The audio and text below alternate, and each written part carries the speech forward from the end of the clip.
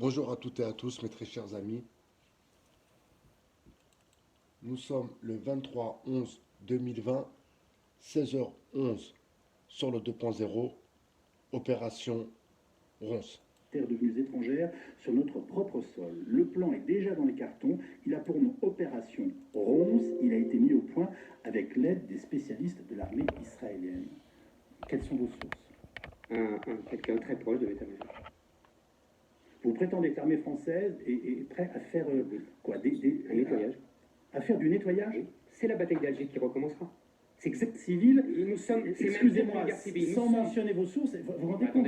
Attendez, c'est pas vous, journaliste, qui allez me demander à moi, journaliste, de citer mes sources. Je vous dis, je le tiens. Je le fais remarquer, c'est tout. C'est Je mon rôle. vous tiens de sources sûres, de gens très proches de l'état-major. Je n'ai pas donné ce nom Ronce en vain.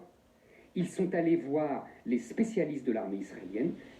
Et ils m'ont, les Français qui m'ont expliqué ça m'ont dit que, comme ils avaient fait à Gaza, ils leur ont conseillé de faire la même chose, ils leur ont expliqué comment il fallait faire, parce que les Israéliens sont des spécialistes évidemment, et donc le plan français est prêt, parce que nous sommes dans une logique post-coloniale. Quand vous avez des immigrés qui ne s'adaptent plus au mode de vie français, mais qui imposent leur mode de vie, ça s'appelle de la colonisation.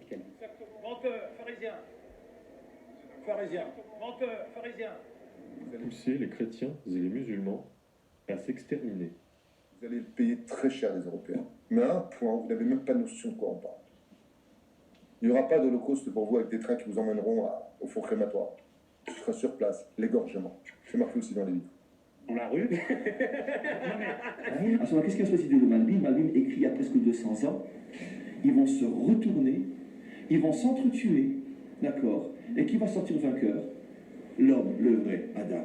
Parce qu'à force de s'entretuer, ils vont nous foutre la paix, et c'est comme ça que le monde va être récupéré. Mes très chers amis, mes très chers amis, mes très chers amis.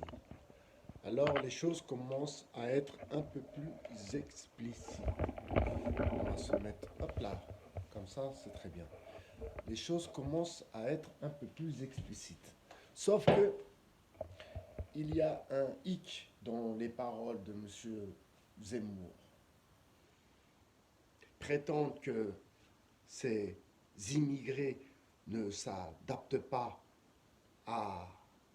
au pays, c'est un peu quand même très très culotté.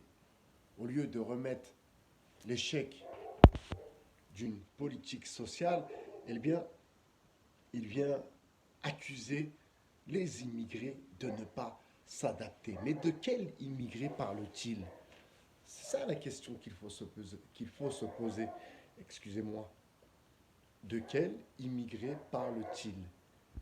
Il parle de Français, de jeunes Français ayant grandi dans les quartiers populaires, ma foi, un peu comme moi, un peu comme vous, et soi-disant, on ne s'adapterait pas à notre pays. C'est un peu fort de café, n'est-ce pas? Donc cette opération qui est d'ailleurs relayée, excusez-moi, par les alerteurs ou les youtubeurs tels que Bassem Braiki, qui revient sur cette opération Ronce. Alors, soi-disant, pour nettoyer les quartiers et arrêter le fonctionnement des fours où ils vendent des produits stupéfiants pour ensuite, eh bien, rendre celui-ci légal et faire un business parce que la crise du Covid a son mot à dire et ça sera le bon prétexte pour assumer totalement la légalisation du cannabis. Vous comprenez? En fait, cette logique que je dénonce depuis un bon bout de temps, qu'ils vont légaliser le cannabis, ça c'est une certitude, c'est ma pensée la plus profonde, mais c'est loin d'être mon souhait, bien entendu.